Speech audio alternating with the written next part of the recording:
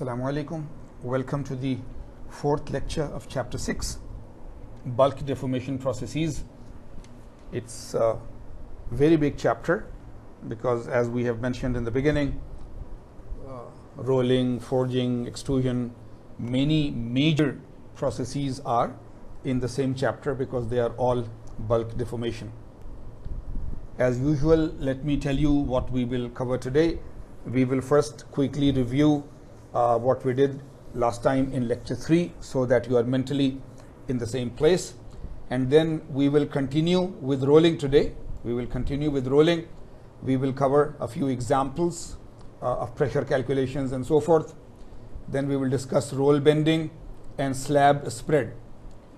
Until here, the main chapter explanation will be done, and after that I will leave some topics as self-study. Remember, we did the same for forging. We will do the same for rolling. So defects in rolled products, vibration and chatter in rolling, flat rolling practice, and miscellaneous rolling operations.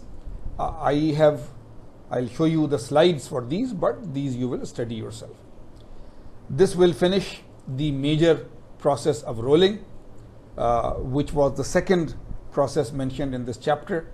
Then we will start the third major bulk deformation process of extrusion.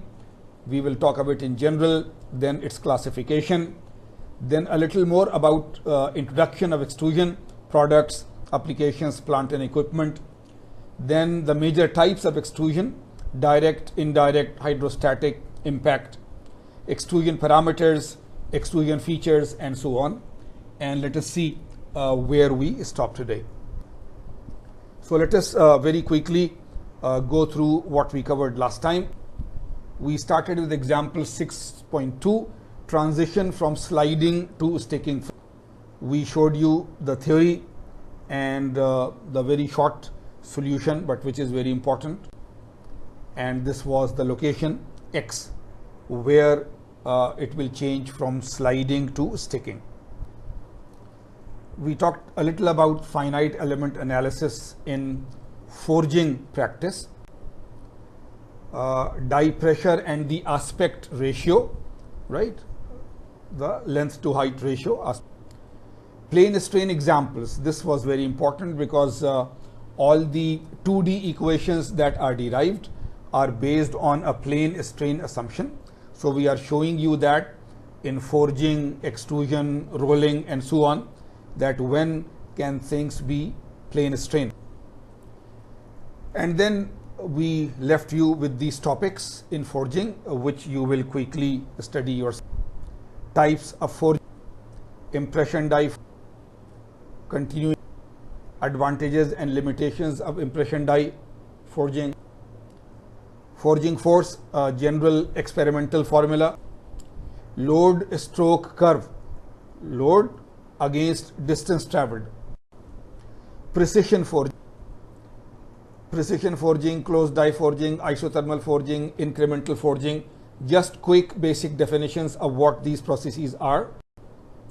Orbital forging, other miscellaneous forging operations like coining, heading, piercing, hubbing, cogging, fullering, edging, roll forging, skew rolling. Coining a little more detail, heading a little more, open die forging, cogging type, roll forging, the combination of rolling and forging, production of ball bearings, very strange, through a rolling process. Forging defects, right? Forging defects, lap formation, internal defects, effect of fillet radius on defect formation, die design, some basic principles of die design in forging die design terminology. Forging temperatures, forging equipment, what equipment is used. And then we started with the third topic called rolling. So just in the previous slide, all the things about forging got finished, and now the major operation of rolling, it's basic rolling process. How is the grain structure changed during cold rolling and so on. Again, same types of rolling, starting a stock, whether it will be bloom or billet or slab and so on. More on starting stock and the products that are. Furthermore, starting from slabs and blooms and billets, what type of products are made in rolling. Rolling operations, again the same slide in a more detail, in a different form. Hot and cold rolling. And then we started with the mechanics of rolling. The same way, using the slab method, that we take a small piece, separate it out, apply all the forces and take the sum of the forces in the x direction, y direction, z direction. So applying equilibrium equations in x, y directions and so on, defining all the different.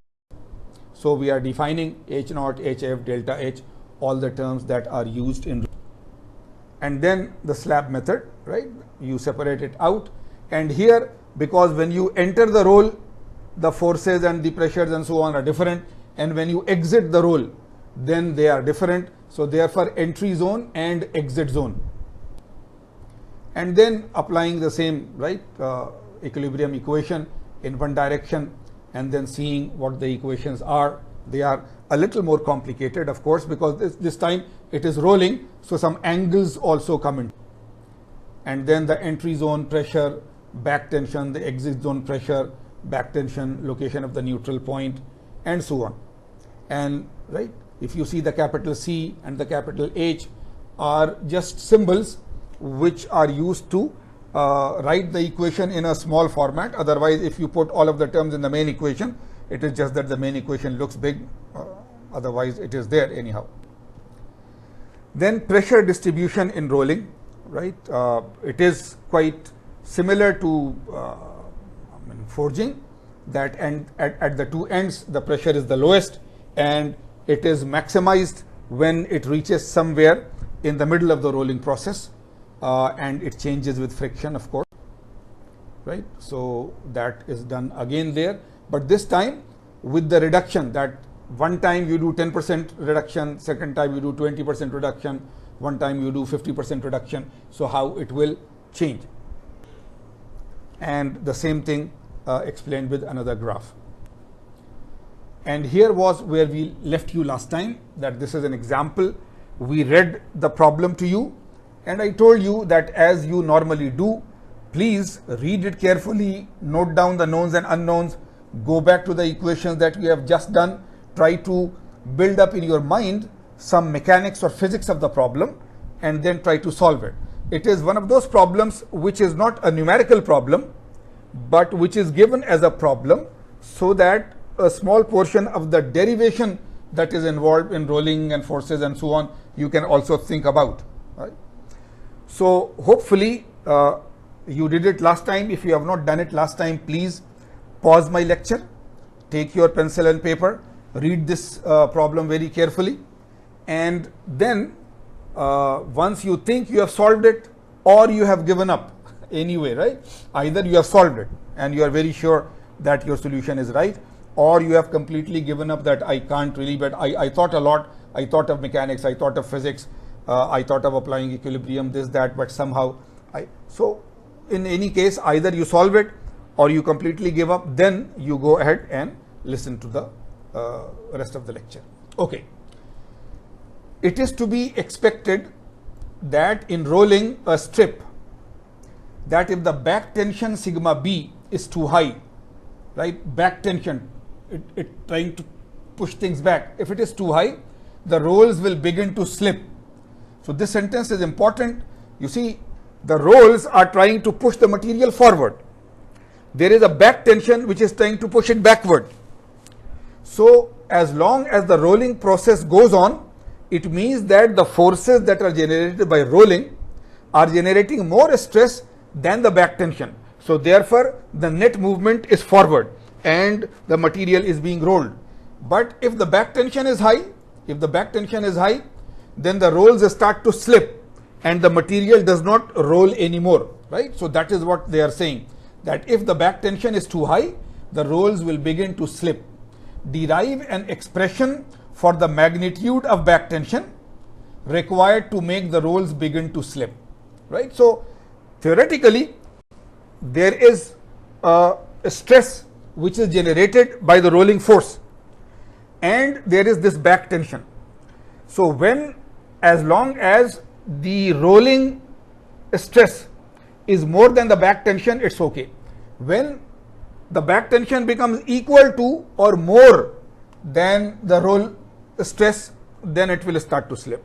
So back tension is equal to stress generated by rolling is your starting equation, and from there you will solve it. So let us see. I have already talked about it. I was initially mentioning it in lecture 3, but we have already discussed it a bit. So let us go ahead. So let us read. Slipping of the rolls means that the neutral point has moved all the way to the exit in the roll gap.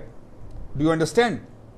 Remember, when you were drawing that roll pressure, the force is going up, the force is going down, and there is a neutral point. That point is the neutral point where it changes from maximum to start declining, isn't it? The pressure is going up, that point where it is maximum, then it starts to decrease, isn't it? So that is the neutral point. Now that neutral point is somewhere in the middle of the rolling strip, right? Not in the beginning, not in the end. But if the neutral point goes all the way to the end, then no rolling is taking place. So that is what they are saying. It means that the neutral point has moved all the way to the exit in the roll gap. Thus the whole contact area now becomes the entry zone, right? The whole contact area now becomes the entry zone, and therefore this equation of course is there in the book, it is applicable. Now we also know that when phi is equal to 0, capital H is equal to 0.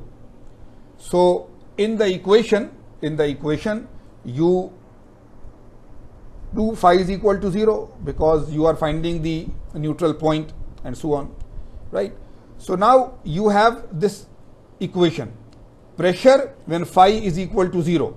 You go to the pressure equation, right? You go to the pressure equation, and the pressure equation is here, y dash f minus sigma b hf h naught e raised to mu h. Okay.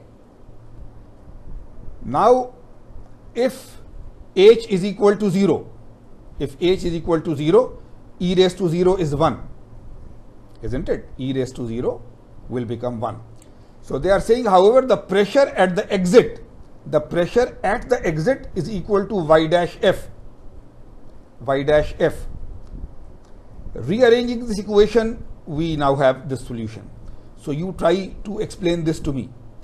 One thing that you saw is that because h is equal to 0, so e raised to h will become that, right? So why will this whole pressure become equal to y dash f? You try to explain yourself. Then your understanding of the problem will increase a bit. Okay. But if you rearrange this equation, just rearrange this equation. So there is nothing else, right? On this side you are writing y dash f and so on. You are opening this up. So sigma b, right? First send the other thing on that side, then separate this out. Sigma b is equal to y dash f into 1 minus h naught upon hf e raised to minus mu h, right? This is there.